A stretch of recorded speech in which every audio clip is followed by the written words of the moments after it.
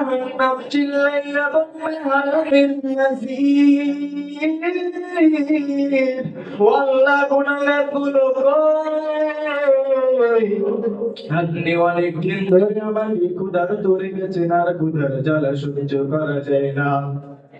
দয়া করে গুনাহগার গুলো আমার পেটের মধ্যে দিয়ে দেন। আল্লাহ বলবে জাহান্নামে একটু অপেক্ষা কর, আমি আল্লাহ সাল্লি আলা রাসূলিল কারীম। أما بعد فأعوذ بالله من الشيطان الرجيم. بسم الله الرحمن الرحيم.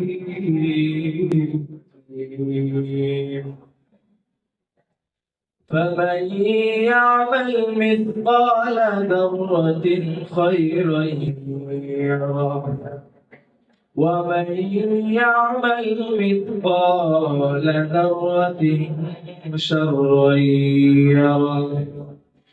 এরে নবীর উম্মতের দল, আল্লাহ তাআলা কোরআনের মধ্যে বলেন ফামান ইয়ামাল মিসকালা যাররাতিন খায়রান ইয়ারাহ। যদি কেউ যারা পরিমাণ নেক আমল করে থাকো তাও দেখতে পারবা। ওয়ামান ইয়ামাল মিসকালা যাররাতিন শাররান ইয়ারাহ। যদি কেউ যারা পরিমাণ গুনাহের কাজ করে থাকো তাও দেখতে পারবা। পরিমাণ গুনাহে যদি কেউ কবরে যায়, দুই পাশের মাটি যদি চাপ দিবে, কবরের হাত দিলে চুরমার হয়ে যাবে। একটা নয়, দুইটা নয়, 70 থেকে 99টা সাল কবর এসে ভরে যাবে। আরে বাবা, এই আযাবই শেষ নয়, ওই হাসরের ময়দানের আযাব ভয়ঙ্কর। 9,30,00,000 মাইল উপরের সূর্যটা যখন মাথার উপর এসে যাবে, সূর্যের তাপে গুনাহগারের মাথা দুলে টাস টাস করে ফেটে যাবে। মাথার মগজগুলো ভাতের বারের মতো টকবক টকবক করে ফুটতে থাকবে।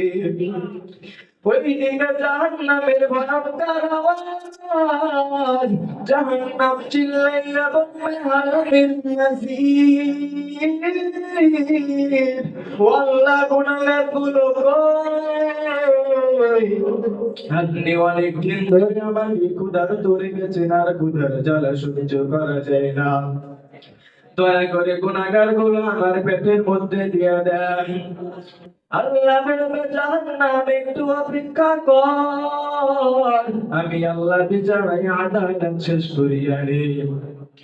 জাহান্নাম থামতে রাজি না, জাহান্নামের আওয়াজে হাসরের ময়দানটা থরথর করে কেঁপে উঠবে।